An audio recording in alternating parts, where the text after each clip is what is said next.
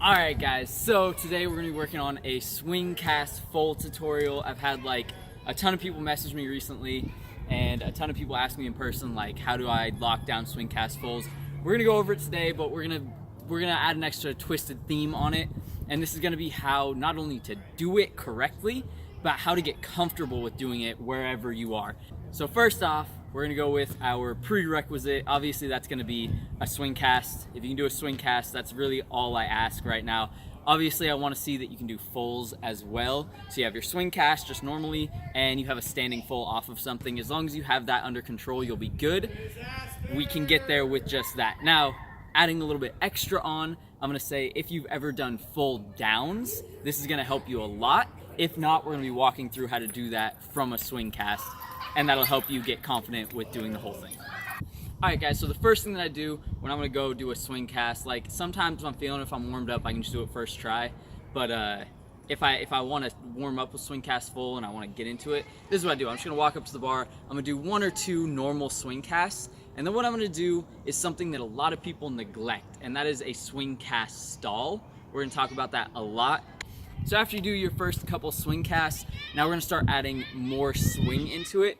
You're gonna notice that this move, a swing cast full, is so much harder when you have too much swing. So many people come into it, they can do swing casts pretty well, they control it decently, but what they do is they just immediately start adding these swings, because they'll see guys like Alfred Scott, Sean Bautista, Bob Reese, who just have this massive swing coming into their swing cast full. That's because they've done them so many times and they've worked up the strength and the timing so much that they can add that extra swing and really pull themselves above the bar to get these massive ones. But when you're starting, if you don't have the perfect timing, you don't have the strength in your shoulders, what's gonna happen is you have all this extra swing, but you're not gonna be able to actually lift yourself and control your rotation or your flip very well. So I want you to start with smaller swings to get used to it. And with those smaller swings, your goal is gonna be to pull down on the bar with as straight elbows as you can. They can be a little bent, but not super bent. Pretty straight elbows, and we're pulling down, and we're gonna do that stall. Now we're really focusing on two things, that pull down, and our hips need to make sure that we basically do an opposite tap. When we go forward with our forward swing, our legs go up, and then if this is my hips right here, we're gonna leave them up as my hips drop behind me, and when they come down, just like a tap going the other way, we tap them back, arch our hips, and then throw them down in this motion to get this big stall. You'll see what I'm talking about as I go. So what I really want you guys paying attention to here is what my elbows are doing, as well as that reverse tap. Remember, we're not getting too much swing here because we're really focusing on that technique of our arm throw as well as the tap. Now check it out, my arms are gonna bend just a little bit right there, and that's gonna allow me to throw myself away from the bar. That's super important as we move forward, because that's not only gonna help a lot with the full, but it's gonna make sure that you're not actually pulling yourself into the bar by leaving your arms on for too long. So here we go up, good reverse tap. As I get to the peak, I'm snapping my hips down and throwing myself away from the bar to make sure I'm clear and high. So notice how I'm not getting a huge swing. I'm not going way above the bar. I'm just focusing on my shoulder strength and the technique from that reverse tap to give me the power I need to just get a mini stall. I'm not like Sean Bautista, like out here for 10 minutes. I'm just little stall, little bent legs, and then I took it through. All right guys, so as you're starting to get more and more comfortable with the technique of your shoulders pulling down and that nice tap motion, now we're gonna add more and more swing, and I want your goal to be a really big, tight stall, something like you see Sean Bautista and Alfred Scott do all the time because they're monsters at it. So by now you should be getting comfortable with a bigger swing and be able to control that extra power. Now it's time to move on to this swing cast stall, where we're actually just going to try to maintain eye contact with the bar for as long as we can before tucking. What this is going to do is make sure that we are up and above the bar with good technique. Now the reason that's important is because we want to know that we're going to have enough time before landing on the ground that we can get that full twist in and still land safely. So now we're starting to get comfortable with that power, really using our shoulders to throw the bar beneath us, which is going to throw us above the bar.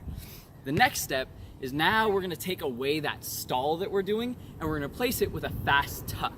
Our goal here is to throw ourselves super high above the bar, tuck really quickly so that we can look and spot our landing way before we're gonna touch. So we're still like 3 feet off the ground before we actually land.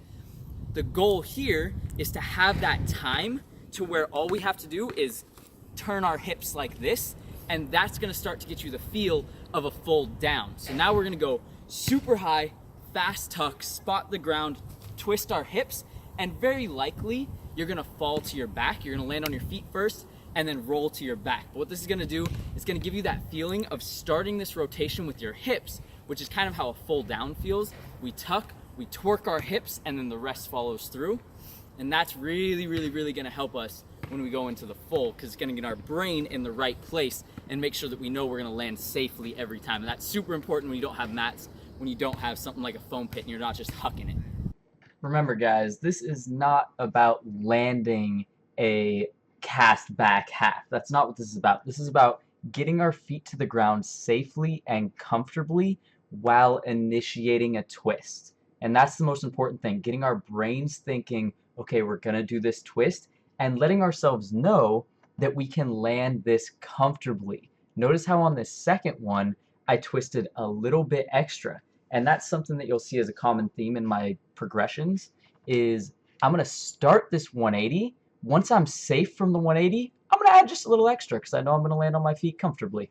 And what you can actually do is use this exact same technique to progress all the way to a full down. As you see in these next few clips, I just turn a little bit extra each time and get closer and closer to that full down.